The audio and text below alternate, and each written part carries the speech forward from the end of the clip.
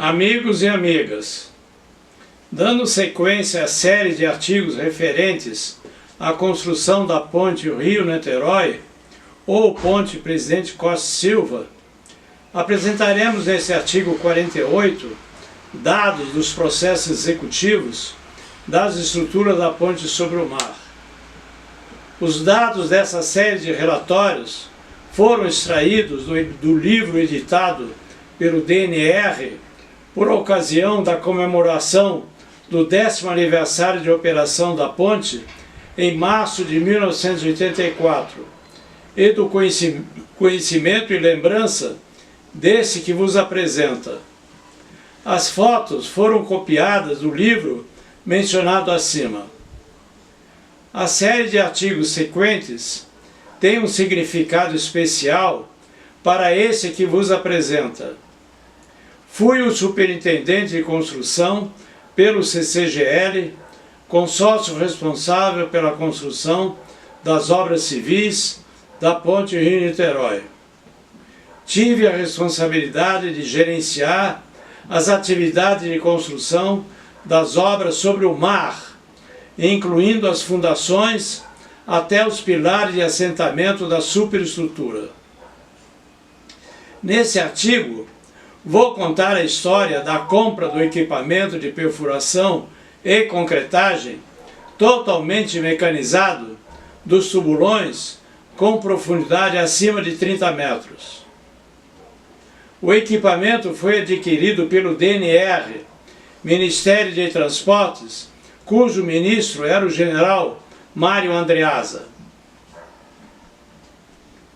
Sobre a proposta de concorrência. O consórcio formado para a apresentação da proposta de concorrência para a construção das obras civis da ponte Niterói, o CCGL, era formado por Construções de Comércio Camargo Correia, Sociedade Anônima, Construtora Mendes Júnior, Sociedade Anônima, Construtora Rabelo, Sociedade Anônima e Sociedade Brasileira de Engenharia e Comércio, Sobrenco, Sociedade Anônima. Camargo Correia era a empresa líder do consórcio. Naquela época estava em construção uma ponte de grande porte atravessando o lago de Maracaibo, na Venezuela. Um grupo de engenheiros da Camargo Correia, participantes da proposta, foi visitar naquela construção para verificar os processos executivos. A empreiteira era uma empresa alemã. As fundações dos pilares eram constituídas por tubulões perfurados mecanicamente. O equipamento de perfuração utilizado era fabricado pela Salzgitter alemã. Após análise, o CCGL propôs utilizar o equipamento da Salzgitter para a perfuração dos tubulões da ponte Rio-Niterói. Foi firmado um pré-contrato de fornecimento de equipamento entre o CCGL e a Salzgitter, no caso de serem vencedores da concorrência. A concorrência para a construção das obras civis da ponte teve apenas duas propostas. A concorrência foi vencida pelo consórcio concorrente CCRN. O DNR assinou o contrato de construção com o CCRN em 4 de dezembro de 1968. Para a perfuração dos tubulões, o CCRN utilizou perfuratrizes Cowelt, que não tinham um torque suficiente para perfurar rocha alterada e chegar na rocha sã. Por atraso do cronograma de execução das obras, o DNR rescindiu o contrato com o CCRN em 26 de janeiro de 1971. Em 15 de fevereiro de 1971, apenas 20 dias depois, o DNR contratou o segundo colocado na concorrência, o CCGL. O prazo para a complementação de construção da ponte, estabelecido no contrato, era de 20 meses. O CCGL reviu o processo de construção e o cronograma executivo. Seleção do equipamento de perfuração dos tubulões. Para a execução dos tubulões e fundação dos pilares da ponte no mar, havia o pré-contrato de fornecimento dos equipamentos de perfuração firmado com a Salzgitter. O CCGL iria propor no seu programa de trabalho para a ESEX, Empresa de Engenharia e Construção de Obras Especiais, Sociedade Anônima, empresa supervisora da construção da ponte, vinculada ao DNR, a compra do equipamento de perfuração Salzgitter. Aconteceu um fato que mudou a história da construção da ponte. Vou relatar o conhecimento que tenho do fato. A diretoria da empresa Wirth, em Erkelenz, na Alemanha, soube da perfuração dos tubulões da ponte de Niterói. A Wirth é uma fábrica com tradição na fabricação de equipamentos de perfuração para petróleo, perfuração de túnel e poços em rocha.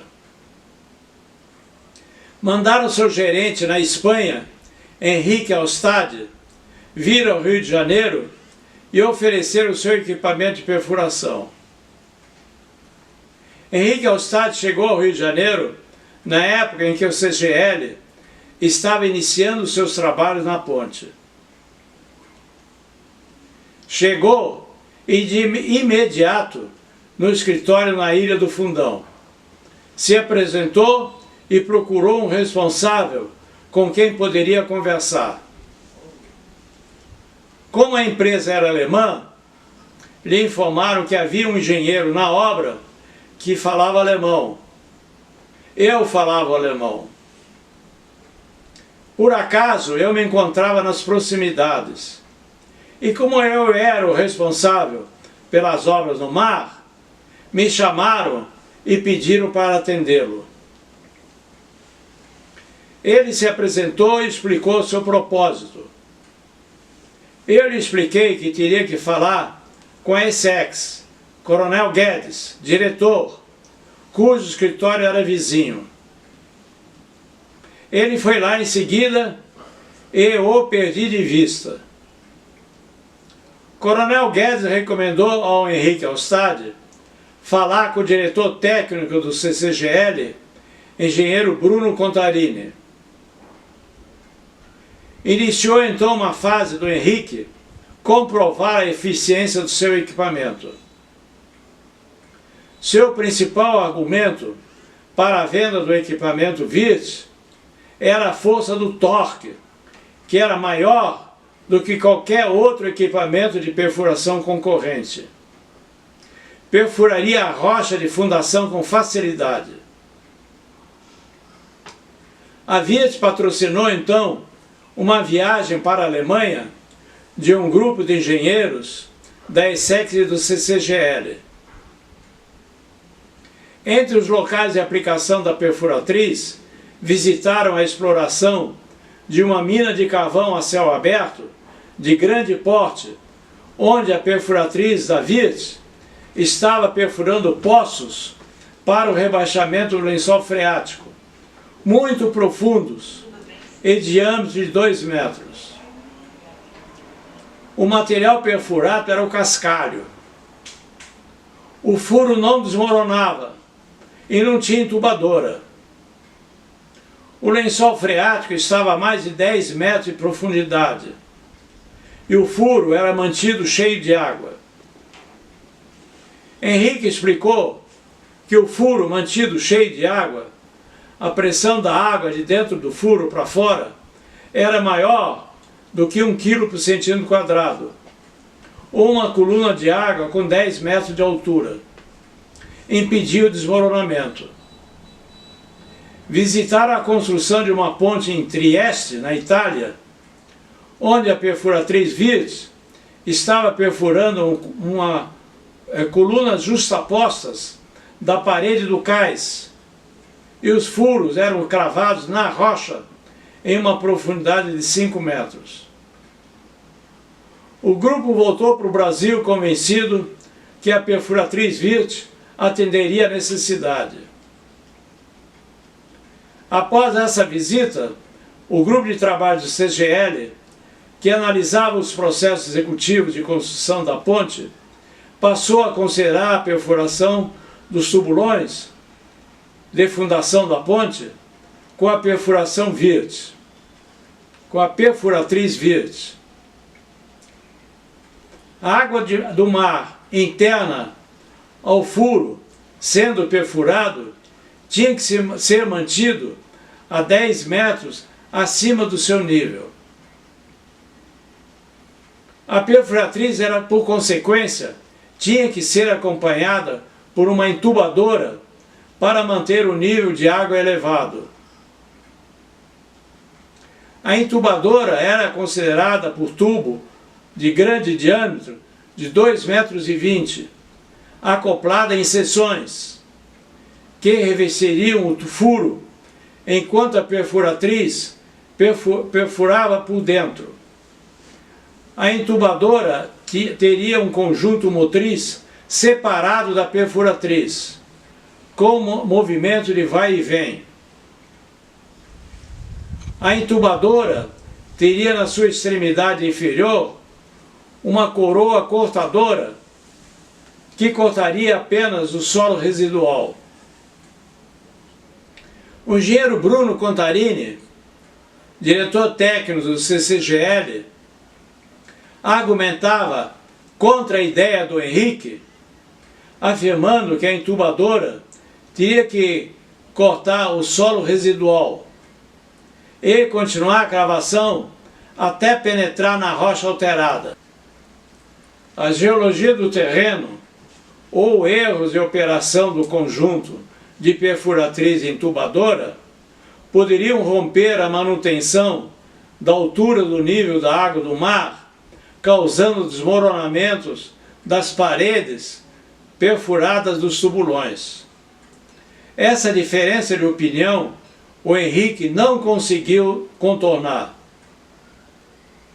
O Henrique então propôs usar a entubadora fabricada pela empresa Bad, também alemã, conhecida fabricante de tuneladoras do metrô.